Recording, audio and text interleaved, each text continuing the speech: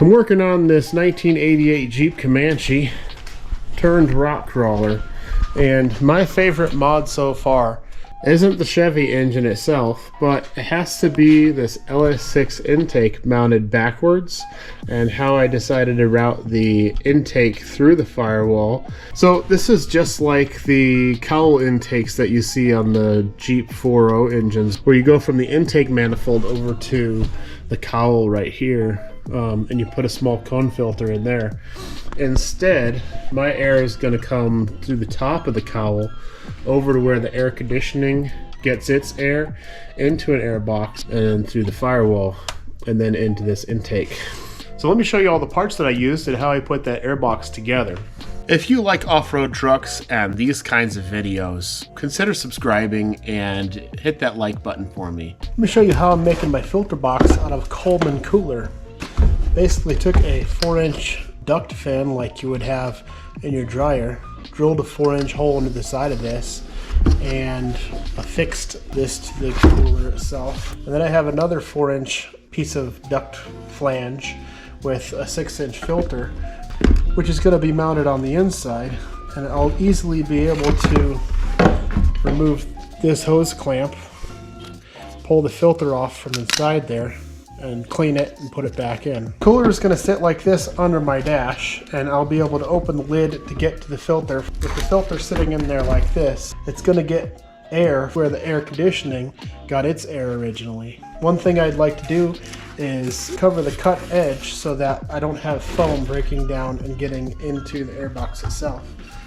So I picked up some of this Flex Seal tape, and I'm going to start putting that on the inside of this.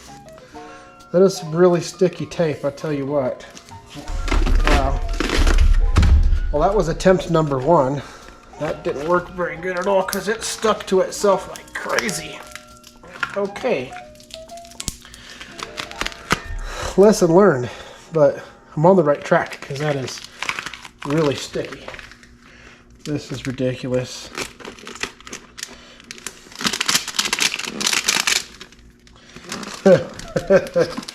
I hope you're having a laugh too, because this is kind of funny.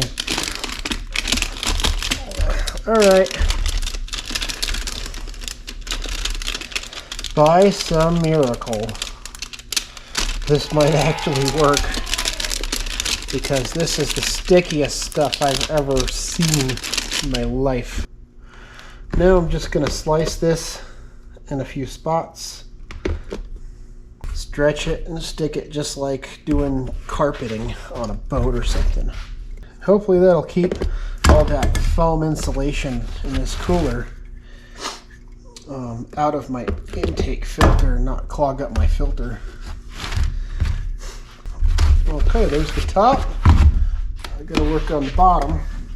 Once you get past like the annoying part of sticking this stuff on, it's actually kind of satisfying. Just like the commercial. Bam! Flex Seal. We made an entire boat. Can you imagine making an entire boat out of this stuff? The patience it would have taken.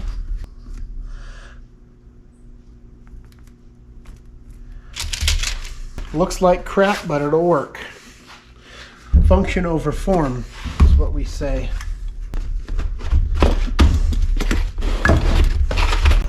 Alright, now that covers all the foam that's inside there from my cut. This foam is already sealed. I just need to put some silicone underneath this flange piece. I can fasten the filter in there somehow. Not sure how I want to do that yet. Possibly just some self-tappers with a bead of silicone. Up next, we need to lay some foam on here so it's not sucking air from outside. Actually, it doesn't matter if it sucks air from outside. What matters to me is that because this system is going to be really loud in the truck, it's going to be really loud outside the truck, and the more I can minimize that, the better, for me anyway. Sometimes it's cool to have a big loud exhaust, but I can imagine being out in the desert for hours, days, weeks if you're camping, and you could get tired of your really loud engine intake and exhaust really quick. This has got to be the DIYest, the homemadest, the redneckest airbox you've ever seen. If you've seen a more makeshift rednecky airbox, let me know in the comments. Send me a picture, whatever. I'll send you free stickers. Now hopefully this foam right here will seal the inside of the cab from the outside of the cab and reduce a little bit of noise. So I need to find some silicone. I found some mayonnaise. This is probably for your house, but I don't really care. It's good enough to seal a bathtub. It's good enough to seal my airbox. It's made out of a Colman lunchbox cooler. So, let's see. Is that going to be dried up? Do we have to puncture this one? I think we have to puncture it.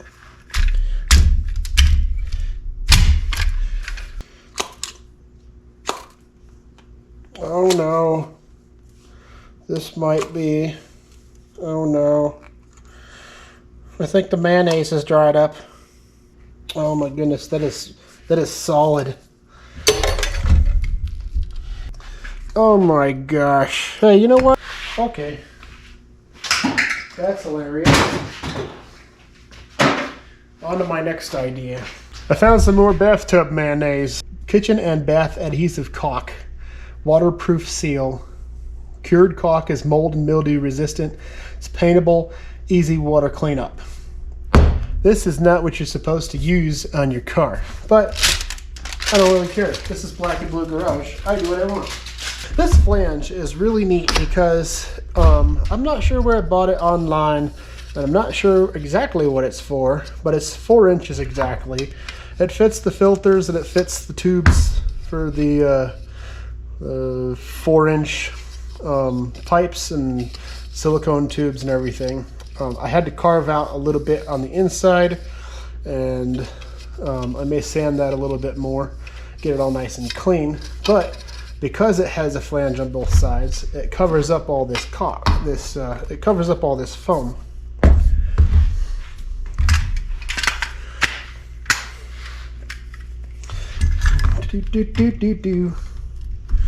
This bottle feels a little softer, so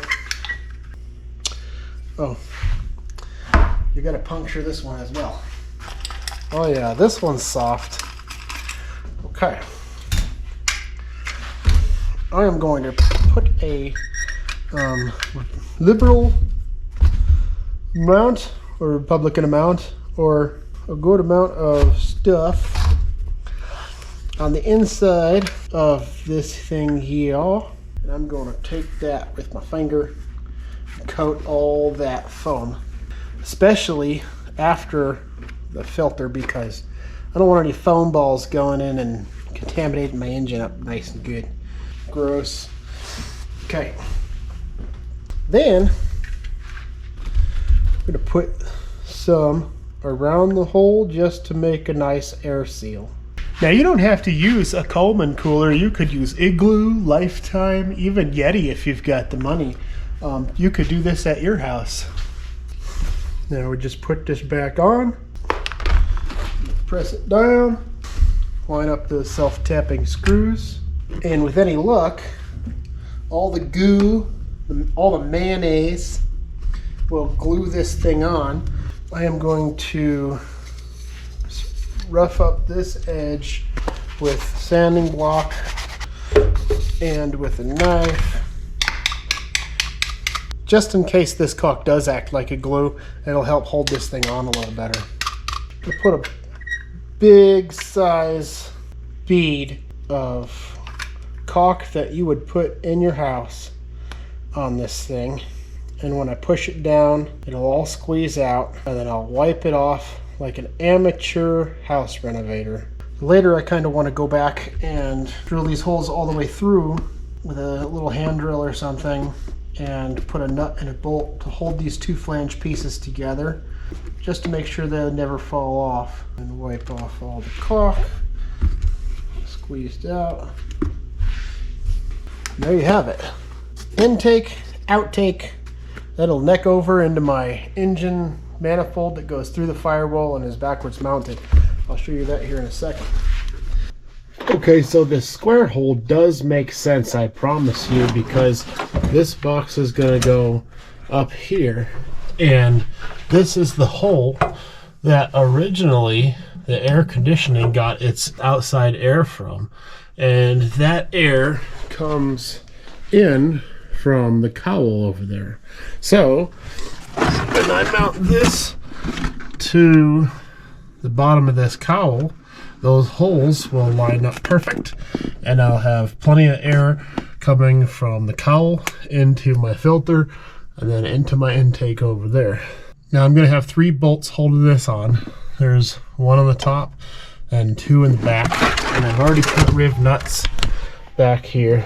So let me put those bolts in and we'll continue. And there is the air box installed, and now I just got to put the tube on and the mass airflow that goes from my intake to this flange right here.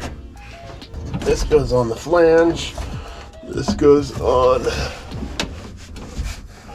the throttle body.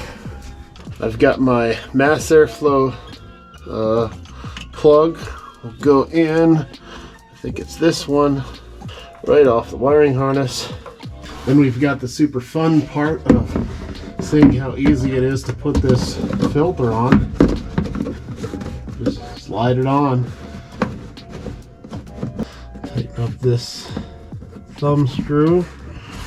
And I like that a lot because this has all this air coming out from the cowl. It's gonna blow on my filter.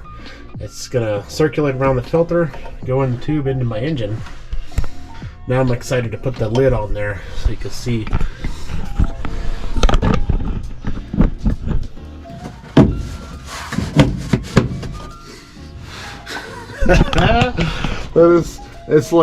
It's like so dumb that it's awesome. It's the Colman cooler intake box, you know, for your cold air intake. So I gotta tie these wires up.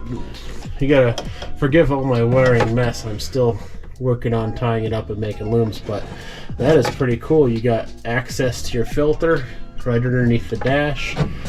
Lid closes. It's not perfectly airtight, but I mean, it's gonna do the job. I have plenty of room for wiring and everything. My fuse box clears. I was kind of worried about this being in the way, but it's not. So I don't know, I might make something cooler than this one day, but so far this has been my favorite mod of this whole Jeep, at least as far as the powertrain goes. Who welded this?